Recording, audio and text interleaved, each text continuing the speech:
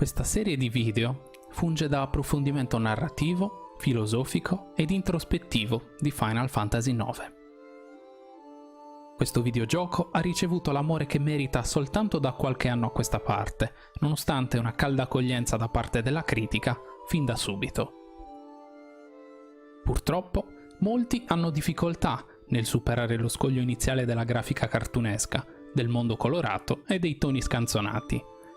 Il mio scopo non sarà quello di farvi cambiare idea riguardo al gioco, al personaggio o l'argomento in questione, ma mi limiterò soltanto a darvi la mia visione delle cose di un gioco che amo con tutto il cuore. Io sono Steve e oggi vi parlerò della piccola sciamana Eiko Carol. Mettetevi comodi e buon ascolto.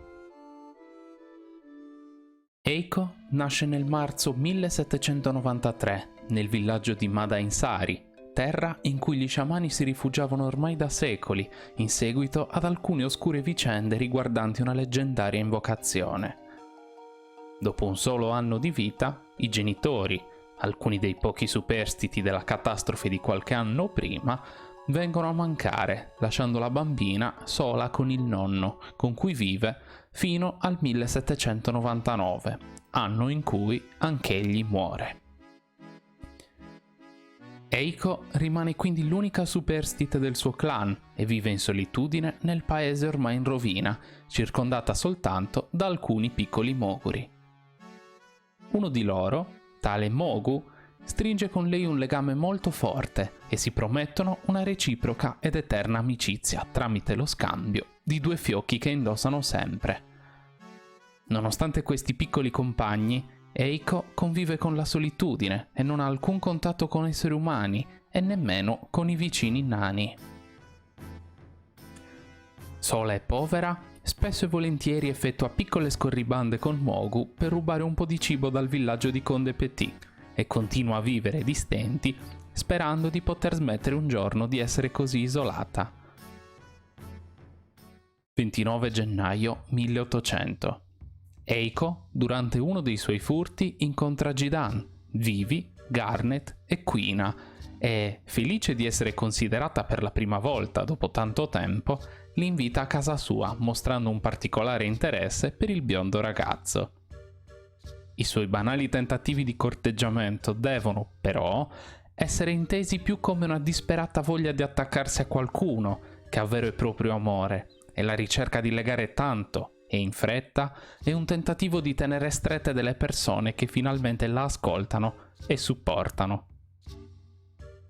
Ovviamente, questo atteggiamento va a cozzare con i sentimenti reali che Garnet prova per Jidan, ma che fa fatica ad esternare, ed anche palesando una lampante gelosia, non si farà avanti per molto tempo.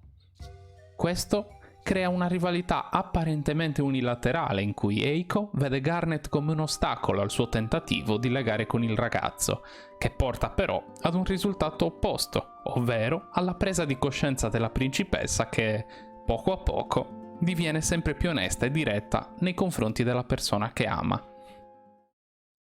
Unitasi al viaggio della combricola, Eiko scioglie il sigillo di Carbuncle che impediva l'ingresso all'albero di Ifa, dimostrando una fortissima attitudine magica ed una predisposizione naturale nella comunicazione con gli spiriti dell'invocazione, grazie anche al corno che di norma tutti gli sciamani possiedono.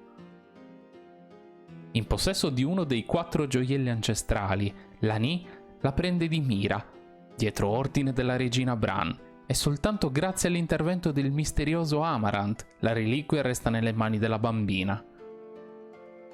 Tornati ad Alexandria, in seguito al lutto di Garnet che perde la madre, Kuja, ovvero colui che l'ha tradita ed indirettamente uccisa, attacca la città, con al fianco l'Eidolon Bahamut, soggiogato proprio da quest'ultimo. In possesso ormai di tutti i gioielli, Eiko e Garnet invocano lo spirito che un tempo causò distruzione e l'esilio degli sciamani stessi, Alexander. Stavolta, usato per proteggere il regno, esso distrugge il sovrano dei draghi con il suo verdetto divino, ma viene infine detronizzato da una misteriosa entità che sembra essere antagonista anche di Kuja. Il suo nome è Garland.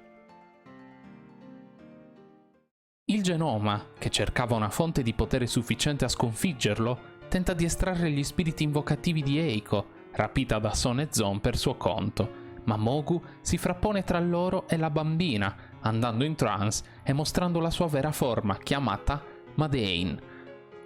Un Eidolon che i genitori le affidarono prima di morire, ma che non aveva mai manifestato il suo potere prima di quel momento. Questo ispira il malefico Kuja ad assorbire tutte le anime che Garland aveva rubato al normale ciclo vitale del pianeta, sapendo di ottenerne una particolarmente potente ed attaccata alla vita, quella della regina Bran, che, unita alle altre, permette anche al genoma di ottenere l'agognata trance, diventando l'essere più potente dei due mondi. Abbandonato ormai ogni sentimento amoroso nei confronti di Jidan e divenendo ella stessa complice di Garnet e non più una rivale, Eiko concentra tutte le sue attenzioni sull'obiettivo comune e sulla salvezza di Gaia, che la portano dapprima a combattere da sola al fianco della principessa, nel Tempio dell'Acqua, e poi a sconfiggere insieme al gruppo Garland, Kuja ed infine Necron. Quando ciascuno prende la sua strada, al termine degli eventi di Final Fantasy IX, la bambina viene adottata da Sid e Hilda, re e regina di Lindblum, eliminando quella solitudine che l'ha accompagnata fin da piccolissima. Questo fatto la porterà anche a diventare principessa, ruolo che aveva sempre invidiato a Garnet e che ora ricopre pure lei.